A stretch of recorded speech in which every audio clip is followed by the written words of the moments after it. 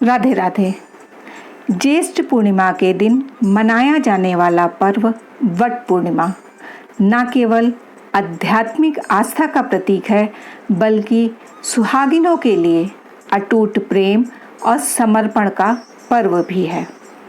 इस दिन वट वृक्ष यानी बरगद के पेड़ की पूजा की जाती है। सुहागिन महिलाएं अपने पति की दीर्घायु, संतान की प्राप्ति और परिवार की सुख समृद्धि के लिए निर्जल और निराहार रहकर व्रत करती हैं। गुजरात, महाराष्ट्र और दक्षिण भारत में ज्येष्ठ पूर्णिमा को यह उपवास विशेष रूप से मनाया जाता है। हालांकि देश के कई हिस्सों में ज्येष्ठ अमावस्या को वट सावित्री व्रत मनाया जाता है, परंतु आज हम बात कर रहे हैं वट पूर्णिमा की, जो बरगद की छांव में बसे प्रेम और तपस्या की कथा है। इस दिन वट वृक्ष की विधिवत पूजा की जाती है। महिलाएं पेड़ की जड़ों में जल अर्पण करती हैं, उसे पवित्र धागे से लपेटकर 108 बार परिक्रमा करती हैं। यह मान्यता है कि वट वृक्ष के मूल में ब्रह्मा जी, मध्य में विष्णु जी और अग्रभाग में शिव जी का वास होता है। धार्मिक दृष्टि से जितना महत्वपूर्ण यह वृक्ष है, चिकित्सा दृष्टि से भी उतना ही उपयोगी है। कहते हैं बरगद का जीवन सैकड़ों वर्षों का होता है और स्त्रियां भी उसी तरह अपने पति की लंबी उम्र और परिवार की खुशहाली की कामना करती हैं। इसी कारण वट वृक्ष और स्त्रियों के बीच एक दिव्य संबंध बन गया है।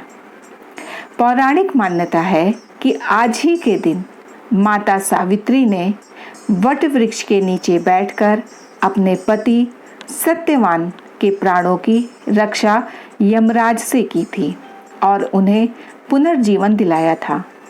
इसीलिए वट पूर्णिमा की कथा हर उस महिला के लिए अत्यंत पावन मानी जाती है जो अपने परिवार के लिए, अपने सुहाग के लिए और अपनी संतानों के लिए ईश्वर से प्रार्थना करती हैं।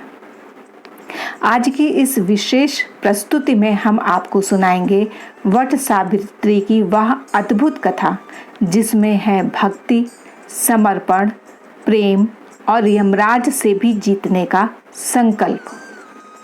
यह कथा शुरू होती है कैलाश पर्वत से, जहां देवी पार्वती भगवान शिव से पूछती हैं, हे देवों के देव, प्रभास क्षेत्र में सावित्री देवी के चरित्र की महिमा क्या है? कौन सा व्रत उन्होंने किया जो पतिव्रत स्त्रियों को सौभाग्यवती बना सकता है? भगवान शिव मुस्कुराते हुए कहते हैं, हे पार्वती, मैं तुम्हें उस दिव्य कथा को सुनाता हूँ जो स्वयं प्रभास क्षेत्र में घटी थी। प्रभास क्षेत्र में स्थित सावित्री स्थल पर एक समय सत्यवादी राजा और रानी पहुँचे। उन्होंने वहाँ वट सावित्री व्रत का पालन किया। उसी व्रत के प्रभाव से ब्रह्मा जी की प्रिया सावित्री देवी उन्हें दर्शन देकर प्रसन्न हुई और अंतर्ध्यान हो गई। कुछ ही दिनों बाद उस राजा के घर एक कन्या ने जन्म लिया, देवी सावित्री के अंश से उत्पन्न, इसीलिए उसका नाम भी सावित्री रखा गया। समय बीतता गया और वह कन्या यौनावस्था को प्राप्त हुई। सौंदर्य, तेज और शील में वह लक्ष्मी जी के समान प्रतीत होती थी। जब विवाह योग्य हुई तो उनके पिता ने सावित्री से कहा, पुत्री, तुम स्वयं अपने योग्य वर का चयन कर लो। सावित्री पिता की आज्ञा पाकर तपोवनों की यात्रा पर निकल पड़ी और वहां से लौटकर अपने पिता से कहा, मैंने सत्यवान नामक एक युवक को अपने पति रूप में स्वीकार कर लिया है। सावित्री की बात सुनकर वहां उपस्थित देवर्षि नारद बोले, राजन, सत्यवान धर्मात्मा और सदाचारी अवश्य है, परंतु उसमें एक दोष है, वह अल्पायु है। 1 वर्ष के भीतर उसकी मृत्यु निश्चित है। यह सुनकर राजा चिंतित हो गए, पर सावित्री अडिग रही। वह बोली, विवाह, वचन और कन्यादान ये तीनों एक ही बार होते हैं। मैंने जिसे वर चुना है वही मेरा पति होगा। नारद जी की आज्ञा से राजा ने सावित्री और सत्यवान का विवाह संपन्न करवा दिया। महलों की रानी सावित्री अब वनवासी बन चुकी थी। वह ससुराल में सत्यवान और अपने नेत्रहीन सास ससुर की सेवा में लगी रहती थी। लेकिन एक दिन वह दिन आया जब नारद जी की भविष्यवाणी पूरी होने वाली थी। सत्यवान एक दिन लकड़ियां काटने बन गया। वहीं अचानक उसके सिर में भयंकर पीड़ा हुई। सावित्री ने उसे अपनी गोद में लिटाया। उसी क्षण सावित्री ने देखा एक भयंकर सांवले पिंगल वर्ण के पुरुष सामने खड़े हैं। वह थे यमराज। यमराज बोले, तुम्हारे पति की आयु समाप्त हो चुकी है। अब मैं स्वयं उसके प्राण लेने आया हूं।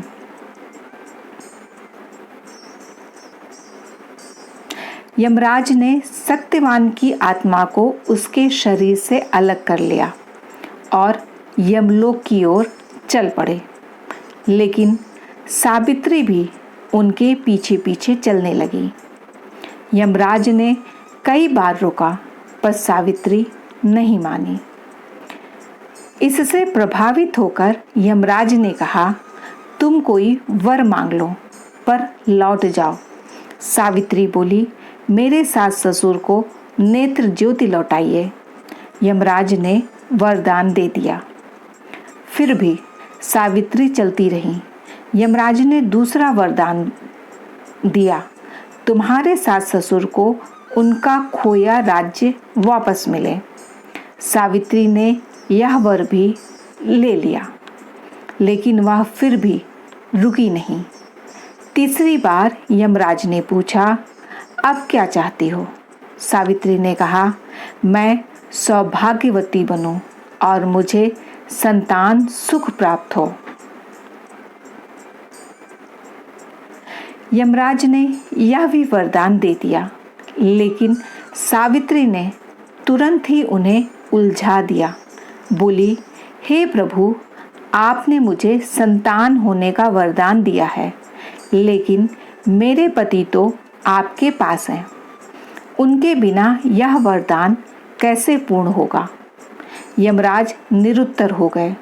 सावित्री के पतिव्रत धर्म और धैर्य से प्रभावित होकर उन्होंने सत्यवान के प्राण लौटा दिए और यमलोक चले गए।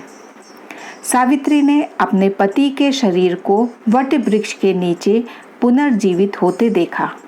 दोनों साथ घर लौटे और देखा ससुर का खोया राज्य भी उन्हें मिल चुका था और नेत्र ज्योति भी लौट आई थी। इस प्रकार सावित्री की सच्ची भक्ति, नारी शक्ति और अडिग संकल्प ने मृत्यु को भी मात दे दिया। दोस्तों, यह है वट पूर्णिमा की पावन कथा। यदि आपको यह प्रेरणादायक कथा पसंद आई हो तो कृपया वीडियो को लाइक करें और कमेंट में जय सावित्री माता अवश्य लिखें। फिर मिलते हैं एक नई उपयोगी और ज्ञानवर्धक वीडियो के साथ। तब तक के लिए राधे राधे।